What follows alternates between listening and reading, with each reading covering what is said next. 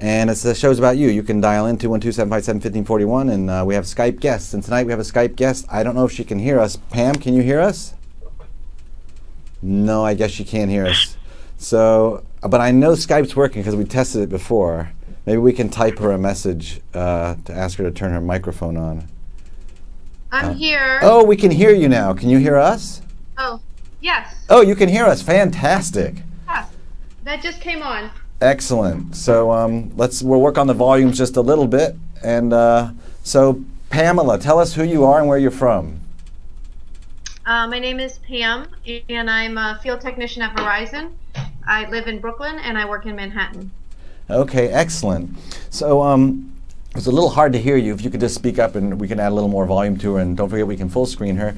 So Pam, I wanted to ask you, because we're here in New York, and Verizon's been on strike for a bunch of weeks now, and I've seen them in the picket lines, and I've interviewed a couple of Verizon folks. Could you explain to us what's going on with the Verizon strike here in New York, and who's impacted? Sure.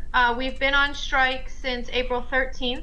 I'm a member of CWA, Local 1101, and CWA and IBEW have been in bargaining with Verizon since June of last year. And during those 10 months of bargaining, the company really didn't move off a long list of concessionary demands that they had. So we really had no choice but to go on strike. We're entering the 6th week of the strike right now, and it has been challenging, but we have strong picket lines and a lot of resolve on our members' part to do what it takes to try to protect our jobs and our future. So I heard that they took away your health benefits, and I want to let everyone know that when in my past, I think my aunt or my grandmother, someone in my family was a telephone operator in New York City. And so I kind of have some roots in that business, and it's always undergoing change, et cetera. But tell us a little bit about what you guys are asking for, and is that true? Did Verizon cut off the health benefits for some workers? They did. They cut off the health benefits for all 39,000 workers in our families. So as of May 1st, everyone on strike's health benefits were cut, and that includes lots of families with kids and people with serious chronic health conditions. It's really been tremendously difficult for those families. So since May 1st, we haven't had any health benefits, and I think that's really just one of the worst things that the company has done throughout this whole ordeal. Yeah, it sounds very unacceptable and almost illegal to use the health benefits as a pawn in or leverage in a strike situation. It seems almost immoral. Is Senator Schumer or anyone on top of that? I know they're on top of a lot of other things. We have gotten a tremendous amount of political support from elected officials really at all levels. They've walked the picket line with us. They've written to CEO Lowell McAdam. They've called him. I know they've had discussions with him. The company really hasn't budged on what are some pretty outrageous demands. It's an extremely profitable company. You've probably seen the numbers. Verizon makes $1.8 billion a month in profit. The CEO made $18 million last year, and there really isn't any reason for them to be demanding the concessions that they are. They're looking to outsource a lot more jobs, a lot of the call center jobs. They're looking to cut our medical benefits, cut the medical benefits of retirees who put so many years and so much hard work into this company. They're looking to cap the pensions at 30 years, and they're looking to transfer workers away from their families. They've changed that proposal somewhat, but they still say that they want to be able to transfer people a commutable distance, but they haven't defined what that means. And we already have people who are traveling far distances to get to work every day. I have 17 years in the company, and I'm low seniority in my garage. There are so many people here who have worked for this company for 20, 25, 30, sometimes 40 or more years. And we're the ones who help make the company so profitable. And the retirees are the ones who really put the work in to help make the company profitable years ago and to fight for the benefits we have. And so we're determined to basically to continue to fight, because it's a company that really can afford to continue to provide good jobs, and good jobs that stay here in our communities. So let me ask you though, because I know a little bit about the telecommunication industry. You know, the costs have gone so far down in that business, and they turn more to data than voice. And so their cost basis and their profit basis and even their content, you know, has changed.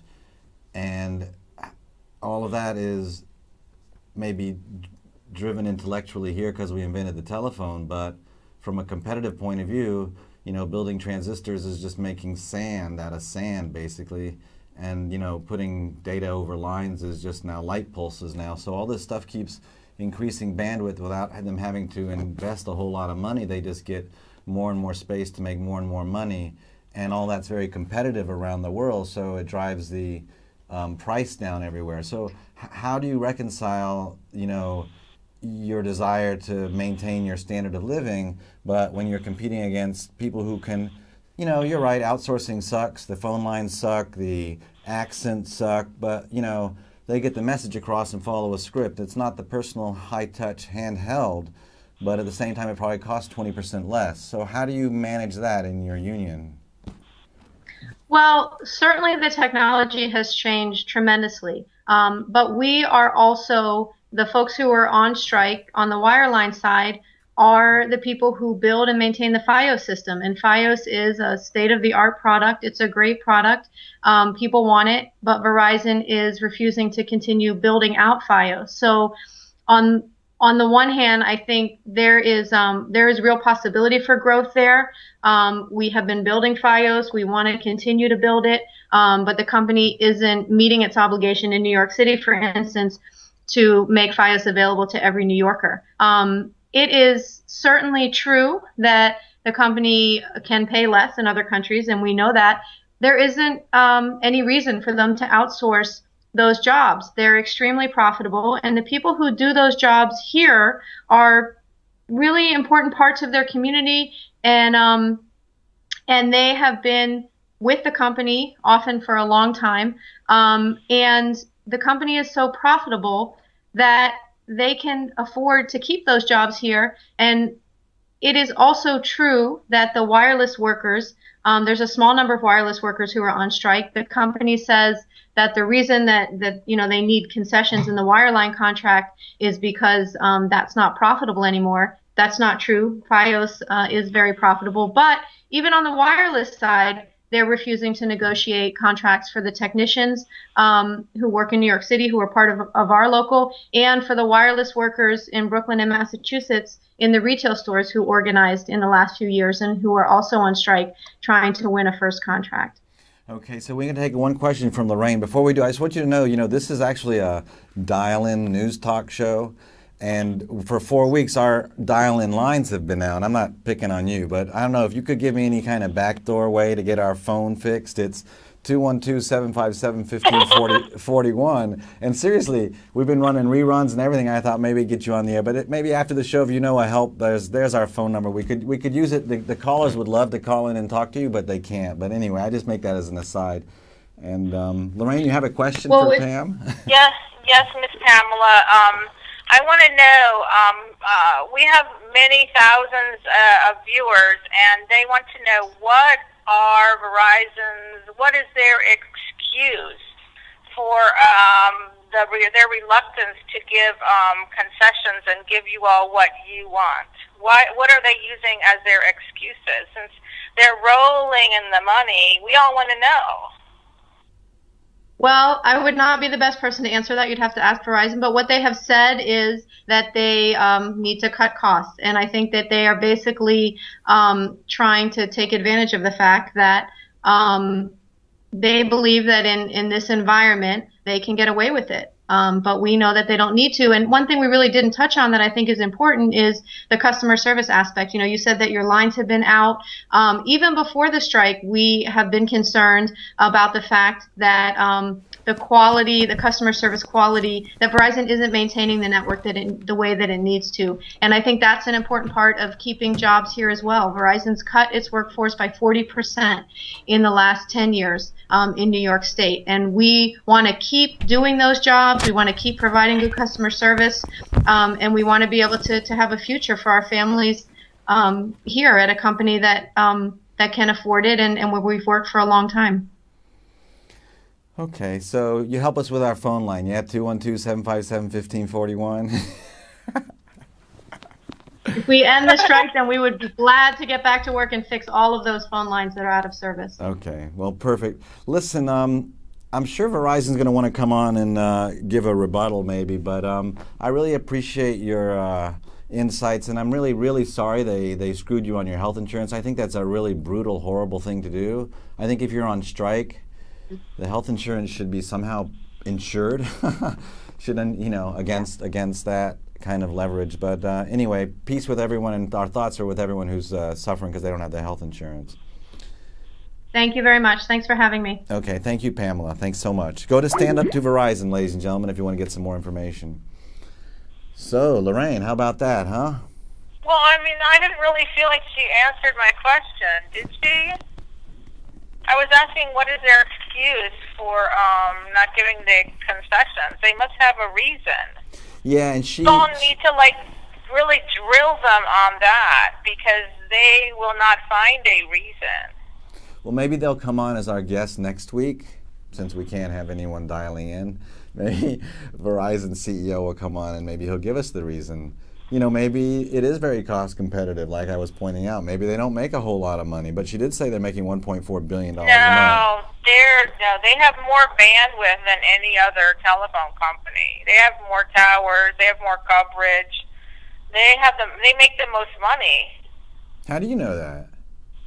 Because I read a lot on it, and I know how much they have, how much coverage, and they're the number one coverage in the whole United States, which means they're making the most money, and most people go with them because they need a phone when they're desperate. Got it.